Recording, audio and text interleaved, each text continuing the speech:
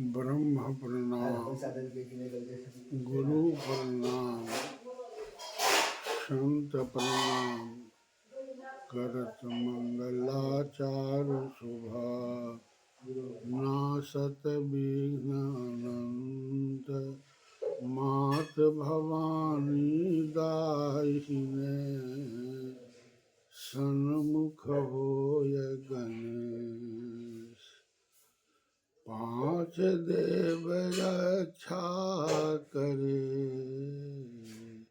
ब्रह्मा विष्णु महेश, गजाननं भूतगणाधिसेवितं, कपित्थजम्बूफलचारुभक्षणम्, उमासुतं शोकविनाशकारकं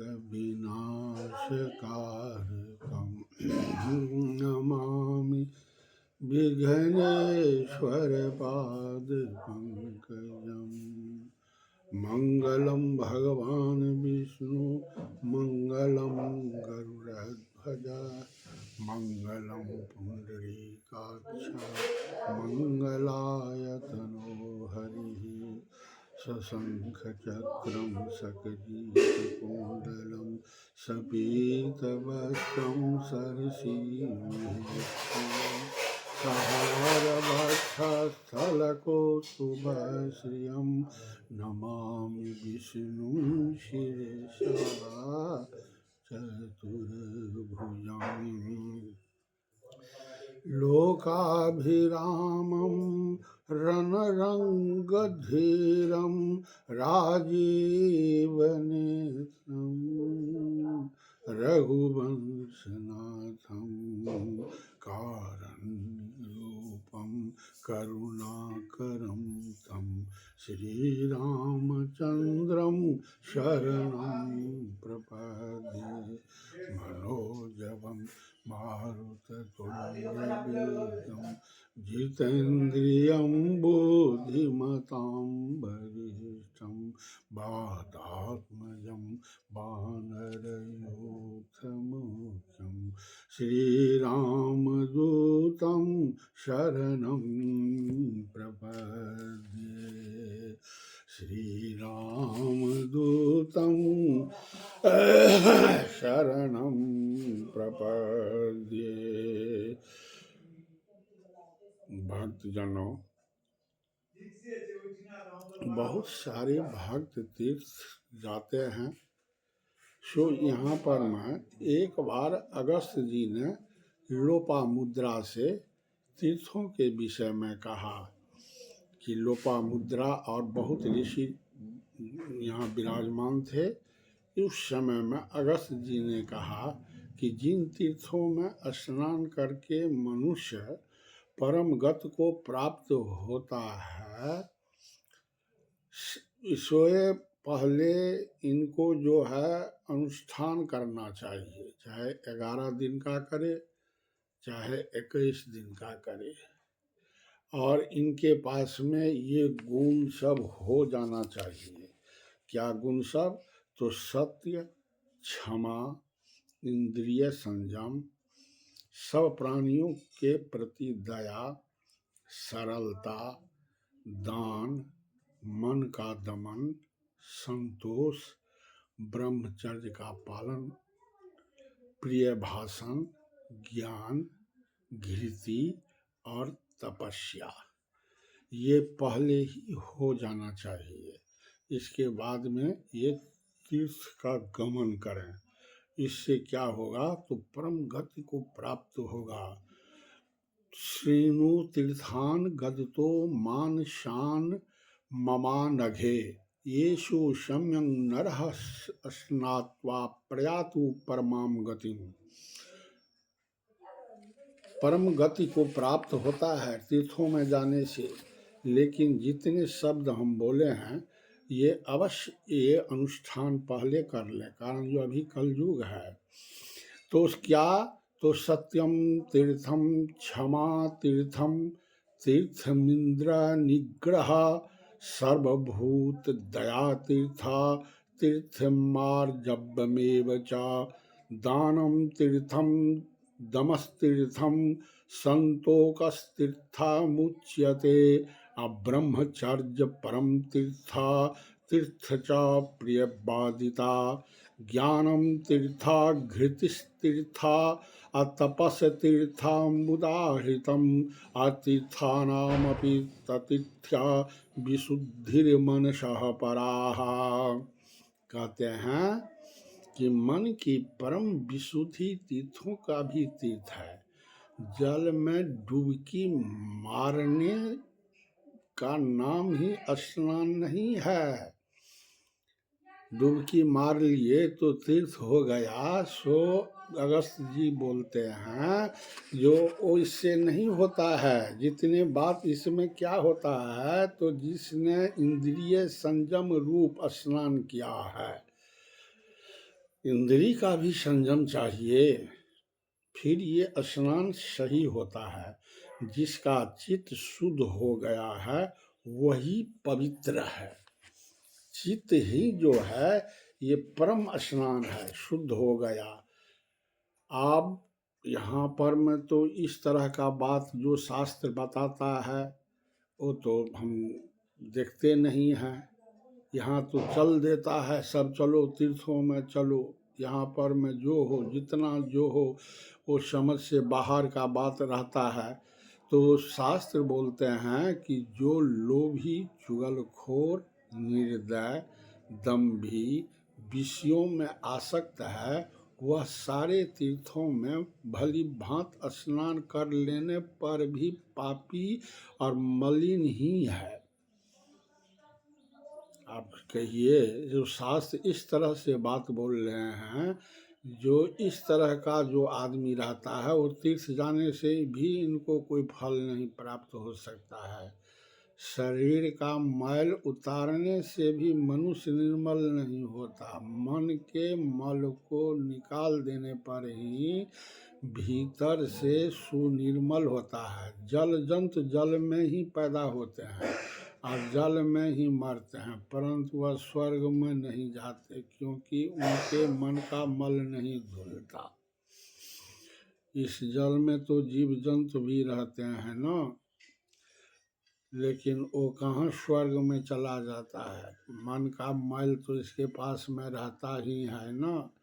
सुरा भांड को चाहे 100 बार जल से धोया जाए वह अपवित्र ही रहता है। जिस पात्र में सुरा रहे, सुरा कहता है आपको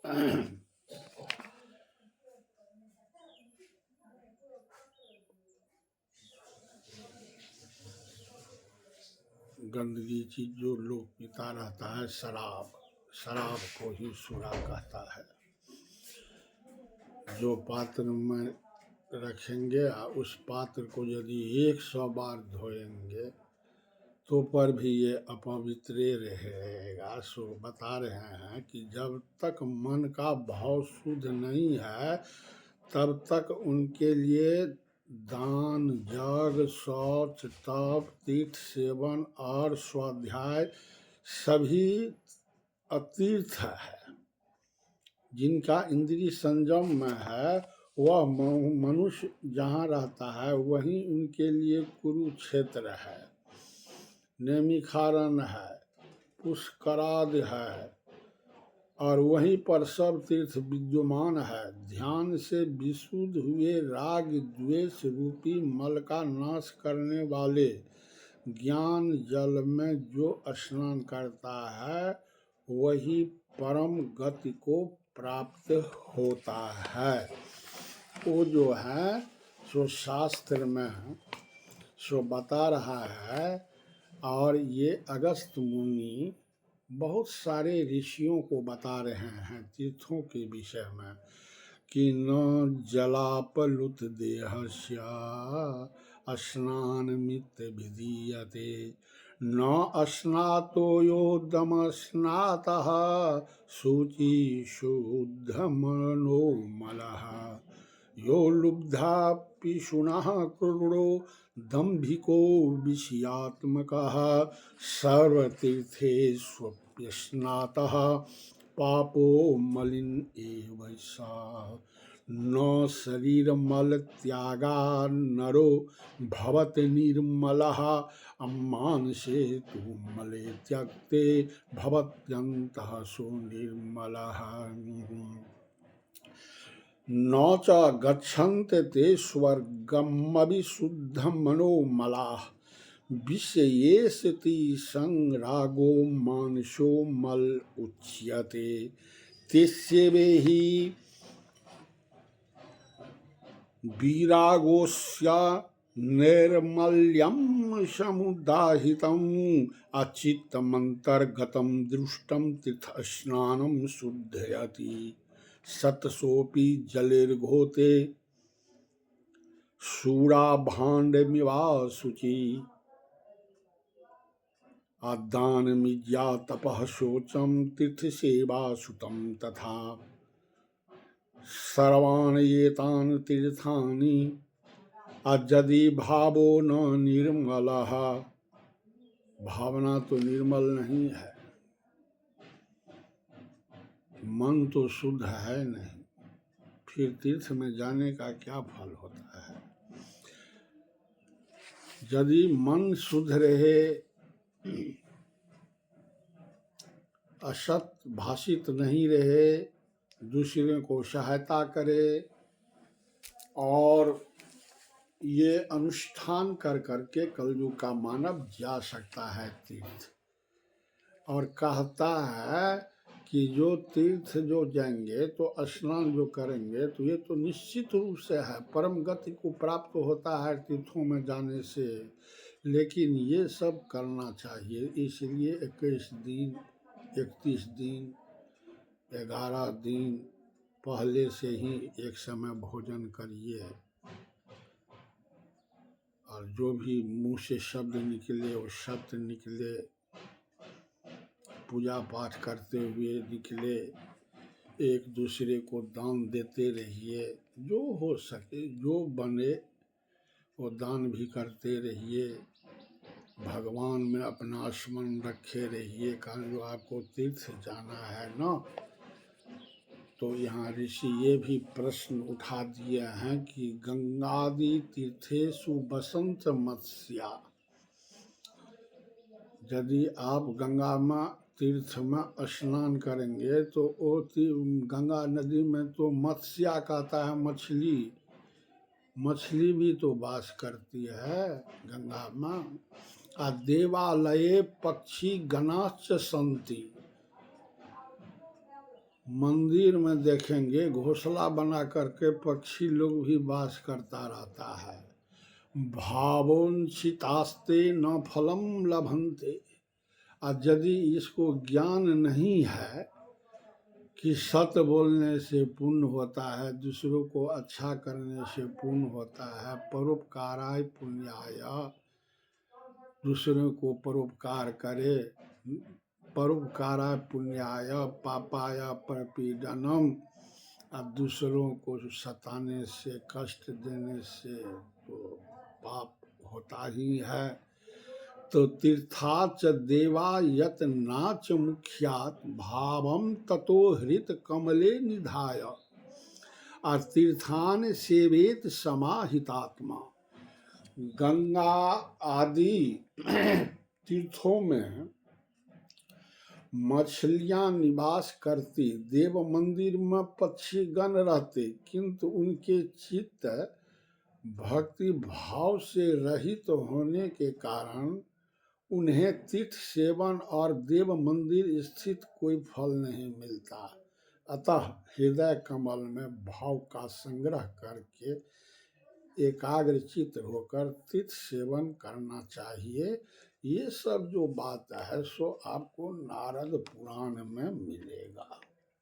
ये तीर्थों का बात, तीर्थ में जाने से यदि ये हो कि हमको कोई भी तीर्थ में जाना है तो 11 दिन पहले एक समय भोजन करिए।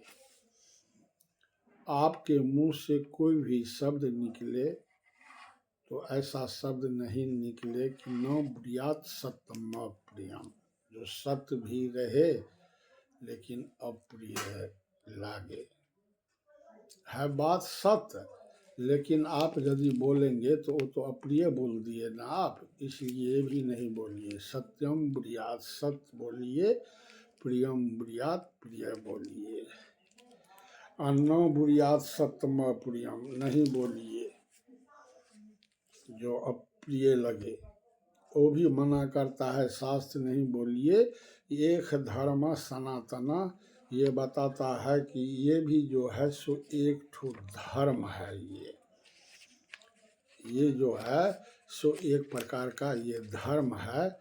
सो ऐसे ही जो है सो आप रहेंगे, फिर जो है सो आप तीर्थ जाइए। तीर्थ जाने में तो है ही, तीर्थ जाने वाले जो होते हैं वो तो समस्त जन्म जन्मांतर का जितना जो भी दोष रहता है, ये सब तीर्थों में जो है सो स्नान में डुबकी लगाएंगे और बस आपका जो है सो भवसागर नैया पार हो जाएगा और आप जो है सो बहुत फल प्राप्त कर लेंगे।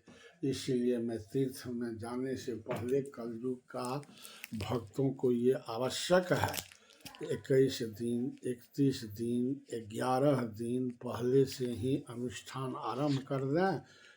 आरंभ करने के बाद में अपना जो समय रहे उस समय में भगवान का जो है सो भजन कीर्तन करते रहें।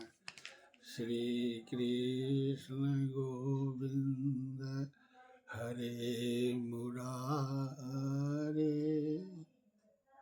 नाथ नारायण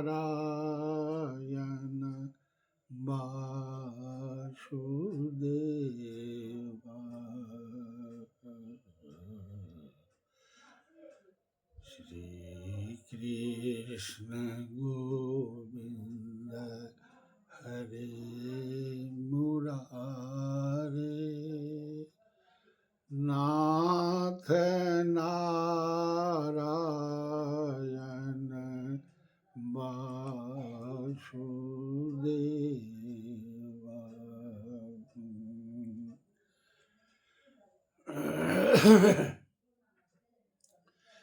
जिह्वे पिबस्वामितमेतदेवा, गोविंद दामोदर माधवेति। जिह्वे पिबस्वामितमेतदेवा, गोविंद दामोदर माधवेति। श्री कृष्ण गोविंद हरे मुरारे, नाथ नारायण वासुदेवा।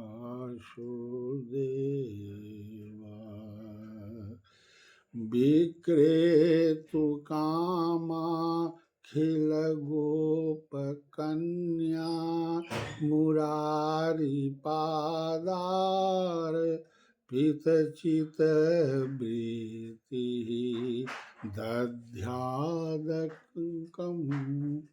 दध्यादिकं मोहवशाद वोचद, गोविंद दामोदर माधवेति।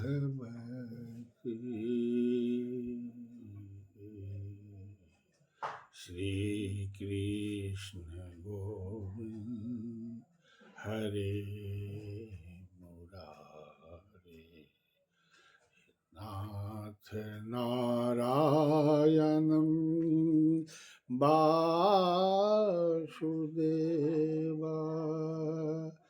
गृहे गृहे गोपवधूः कदम्बाः, सर्वे मिलित्वा समवाप्ययोगम्, पुण्यानि नामानि पठन्त नित्यम्, गोविंद दामोदर माधवती श्री कृष्ण गोविंद हरे मुरारे नाथ नारायण वासुदेवा सुखे सयाना निलये निजे पिन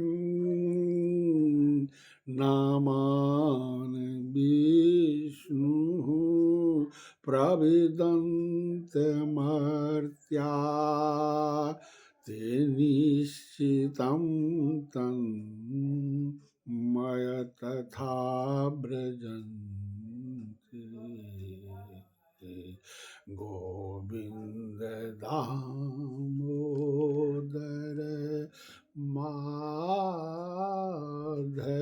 माधवती श्री कृष्ण गोविंद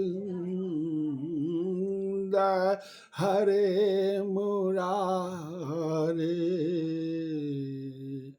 नाथ